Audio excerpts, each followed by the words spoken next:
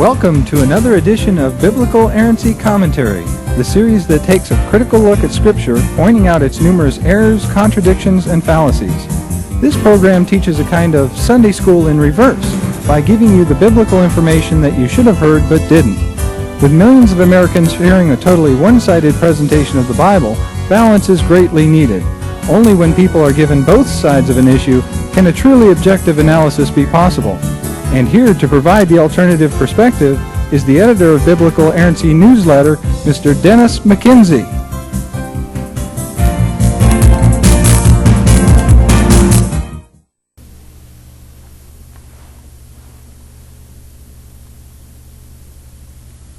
Welcome to the 21st edition of Biblical Errancy Commentary. We're pleased you've joined us. This program is the fourth in our series on the Bible and its historical formation. If you'll recall, our last program exposed what we don't have. We don't have the original manuscripts of the Bible. What then do we have? Well, we have thousands of manuscripts that claim to be accurate copies of the original. The fundamentalist book entitled Biblical Criticism states on page 128, quote, "There are now in existence, in whole or in part, 5,338 Greek manuscripts, as well as hundreds of copies of ancient translations, not counting over 8,000 copies of the Latin Vulgate," unquote. With thousands of manuscripts, that may lead you to believe that we must know what the original said. No. The more manuscripts you have, the more difficult it becomes to recreate the original, because no two manuscripts are alike. In the book entitled A General Introduction to the Bible, apologist Geisler concedes on page 360, quote, "The multiplicity of manuscripts produces a corresponding number of variant readings. For the more manuscripts that are copied, the greater will be the number of copyist errors. The gross number of variants, those are differences, increases with every new manuscript discovery. To date, there are over 200,000, now get that, 200,000 known variants in some 5,000 manuscripts. And this figure will no doubt increase as more manuscripts are discovered."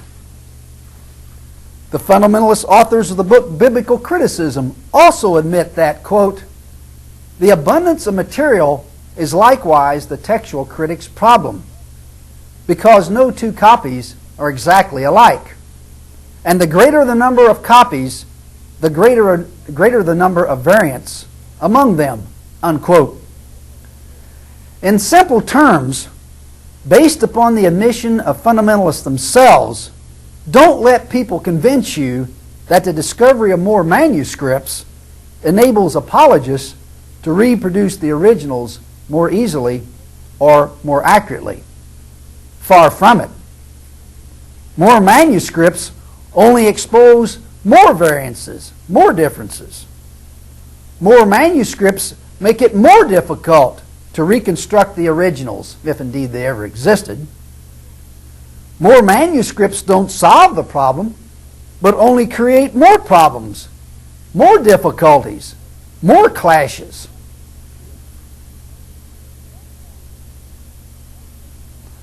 The biblical exposer Maurice Bucaille explains how errors came about by stating on page 80 in his book entitled The Bible, the Quran, and Science, quote, "Sometimes the latter, that is the errors, are the result of inadvertent flaws. The copier misses a word, leaves it out, or conversely he inserts it twice. Or a whole section of a sentence is carelessly omitted because in the manuscript to be copied, it appeared between two identical words.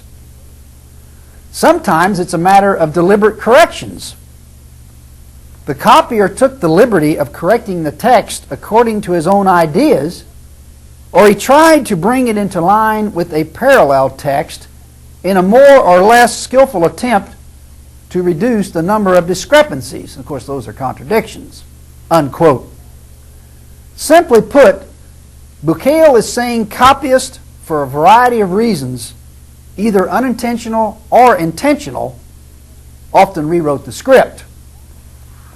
He continues, quote, as little by little New Testament writings broke away from the rest of early Christian literature and came to be regarded as Holy Scripture, copiers became more and more hesitant about taking the same liberties as their predecessors. They thought they were copying authentic text, when in fact they were merely writing down the variations. A copier sometimes wrote annotations in the margin to explain an obscure or difficult passage.